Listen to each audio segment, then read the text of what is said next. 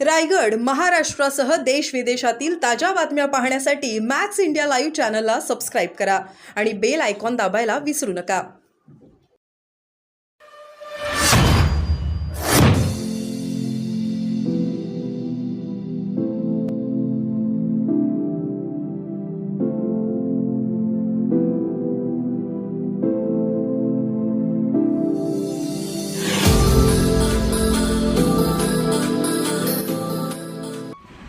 आम्ही या राष्ट्रीय ओबीसी महासंघाची स्थापना करून ओबीसी समाजाला केंद्र आणि राज्य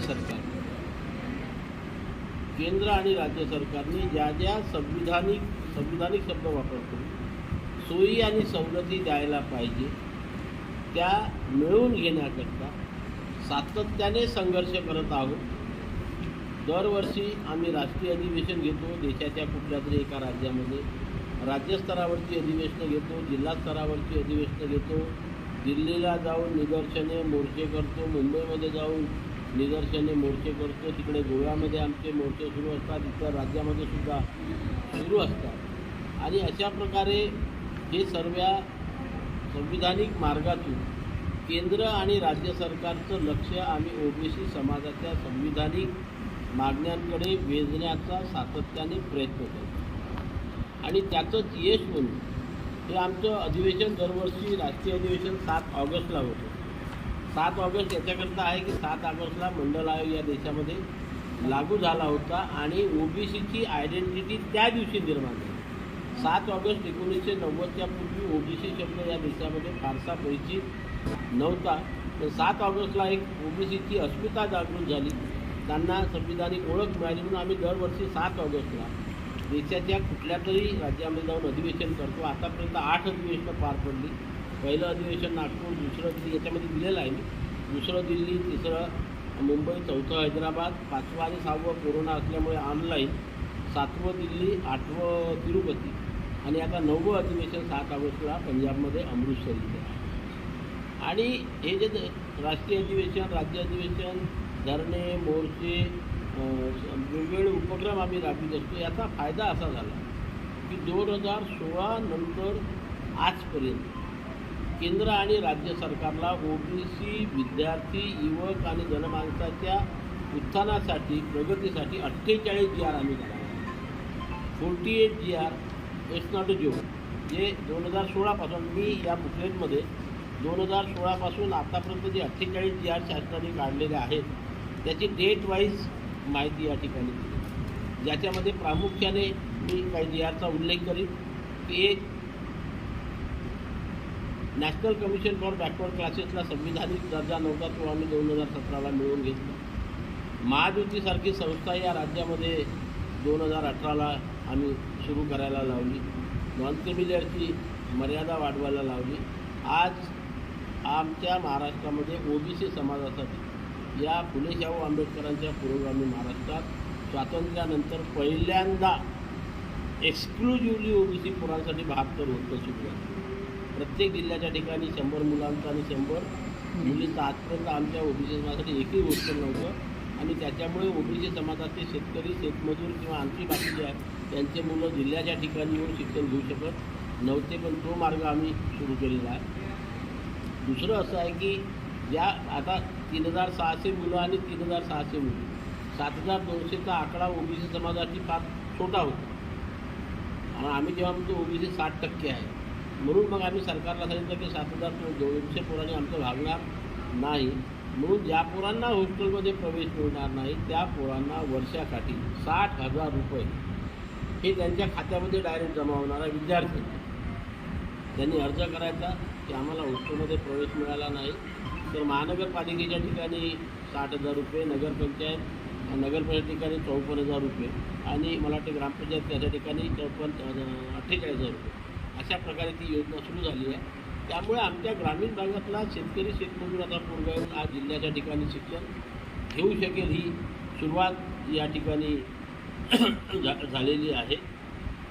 त्यानंतर आमच्या इथे आता महायुतीमार्फत अनेक योजना सुरू आपल्याला माहीत आहे. आता महायुतीचं नवीन कार्यालय नागपूरला होणारा 100 कोटी रुपये त्याच्याकरता मंजूर झालेल्या. आमच्या ज्या प्रमुख मागण्या आहेत ज्यामध्ये पहिली मागणी आहे की ओबीसी समाजाची किंवा सर्व जातींची जातनिहाय जनगणना करण्यात यावी, ही प्रमुख मागणी आमची आहे. त्याच्यानंतर आपलं स्थानिक स्वराज्य संस्थांमध्ये आरक्षण कमी झालेलं, ते आरक्षण पूर्ण करण्याकरता राज्यघटनेमध्ये सुधारणा करून अमेंडमेंट करून ज्याप्रमाणे आधी 27% आरक्षण होतं ते आरक्षण करून देण्यात यावं. ओबीसी मंत्रालय राज्यामध्ये 2017ला 16ला आम्ही सुरू करून घेतलं. त्याच धर्तीवरती केंद्रामध्ये सुद्धा ओबीसी मंत्रालयाची स्थापना करण्यात यावी. जुनी पेन्शन योजना लागू करण्यात यावी. 50%ची मर्यादा रद्द करण्यात यावी. नॉन क्रिमिलियरची असंविधानिक अट रद्द करण्यात यावी. जोपर्यंत ती रद्द होत नाही तोपर्यंत आरक्षणाची मर्यादा 8 लाखावरून 20 लाख रुपये करण्यात यावी. ओबीसी कर्मचाऱ्यांना पदोन्नतीमध्ये आरक्षण लागू करण्यात यावे. मंडल आयोग, नक्तीपण आयोग, स्वामीनाथन आयोगाच्या सर्व शिफारसी ताबडतोब लागू करण्यात याव्या.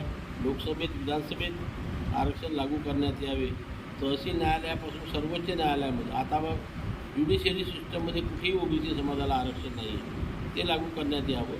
महात्मा ज्योतिबा फुले आणि सावित्रीबाई फुले यांना मरणोत्तर भारतरत्न पुरस्कार बहाल करण्यात यावे. अशा प्रकारच्या ह्या एकूण 29 मागण्या केंद्र सरकारकडून आम्हाला पूर्ण करून घ्यायच्या, ज्या याच्यामध्ये दिलेल्या आहेत, पण बघून घ्या. आणि राज्य सरकारशी संबंधितसुद्धा मागण्या आहेत की ज्या अजून पूर्ण झालेल्या नाही, की बिहार राज्याप्रमाणे आपल्या राज्यामध्ये जनगणना करण्यात यावी, जुनी पेन्शन योजना लागू करावी, मराठा समाजाचा ओबीसीमध्ये समावेश करण्यात येऊ नये, सर्व स्पर्धा परीक्षेचा लवकरात लवकर घेऊन ओबीसी समाजाचा जो बॅकलॉग आहे, 1 लाखपेक्षा जास्त पदांचा बॅकलॉग आहे, तो बॅकलॉग त्वरित भरण्यात यावा. प्रमोशनमध्ये आरक्षण देण्यात यावे. अशा प्रकारच्या 28 मागण्या त्या राज्य सरकारकडे सुद्धा मागण्याकरता आम्ही सातत्याने याचा पाठपुरावा करतो आहे.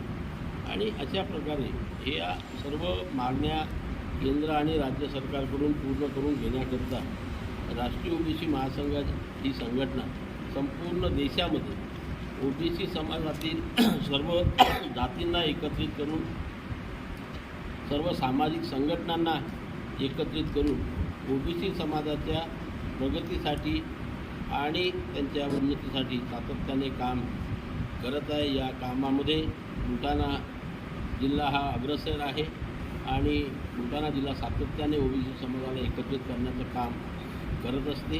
त्याची पावती त्यांनी आजसुद्धा या ठिकाणी आम्हाला दाखवून दिलेली आहे. याबद्दल त्यांचं अभिनंदन. आणि म्हणून या माध्यमात, आपल्या माध्यमात मी बुलढाणा जिल्ह्यातील सर्व ओबीसी समाजाला आव्हान करेन की त्यांनी जास्तीत जास्त संख्येने या राष्ट्रीय ओबीसी महासंघाच्या या चळवळीमध्ये सहभागी होऊन आपले स्वतःचे आणि स्वतःच्या भावी पिढीचे हात बळकट करावे आणि ओबीसी समाजाचा विकास करावा. याकरता या चळवळीमध्ये त्यांनी सहभागी व्हावे. त्यापूर्वी जी आर निघाला की आमच्या ग्रामीण भागातल्या पूर्वी ANM, GNM हे नर्सिंग कोर्सेस करत होते. लवकर आपल्याला 10-15 हजार रुपयाची नोकरी लागते म्हणून त्या कोर्सेसला स्कॉलरशिप नव्हती. पण आता 14 जून 2024ला तीसुद्धा स्कॉलरशिप आम्ही सरकारकडनं लागू करून घेतलेली आहे. असे आम्ही जसे 48 GR या ठिकाणी आमची फॉरेनला जायला स्कॉलरशिप नव्हती पोरांना. पहिल्या वर्षी आम्ही 10 पोरं, दुसऱ्या वर्षी 25, तिसऱ्या वर्षी 50 आणि आता यावर्षीपासून 100 पोरांना फॉरेनला जायसाठी स्कॉलरशिप मिळणार. महाज्योतीच्या मार्फत 50,000 पोरांना JEE नीटचं प्रशिक्षण फ्री आहे. UPSCला MPSCचं प्रशिक्षण फ्री ऑफ कॉस्ट आहे. 20 पोरं पायलट होणार आहे. 50,000 पोरांना सॉफ्ट स्किलचं ट्रेनिंग. अशा प्रकारच्या चांगल्या योजना सरकारच्या खर्चाने आमच्या ओबीसी समाजातील पोरांना या राष्ट्रीय ओबीसी महासंघाच्या सततच्या पाठपुराव्यामुळे आज या राज्यामध्ये सुरू करण्यात आलेले आहे. याच्यामध्ये सर्व दिलेलं आहे की मुख्यमंत्री रोजगार निर्मिती कार्यक्रमामध्ये ओबीसीचा समावेश नव्हता, तो आम्ही लागू करून घेतलं. आदिवासी जिल्ह्यामध्ये आरक्षण कमी केलं होतं, ते पूर्ववत आम्ही यांना करायला लावलं. आणि ऑल इंडिया कोटामध्ये मेडिकलच्या ज्या ॲडमिशन्स होतात MBBS, BDS आणि याच्या ऑल इंडिया कोट्यामध्ये रिझर्वेशन नव्हतं ओबीसीला. सतत 5 वर्षाचा संघर्ष करून 2021पासून आम्ही ते सुद्धा केंद्र सरकारकडनं लागू करून घेतलं, ज्याचा 5,500 ते 6,000 पोरांना पूर्ण देशामध्ये फायदा होत असतो. अशा प्रकारे हे 48 GR आम्ही केंद्र सरकारकडनं काढून घेतलं.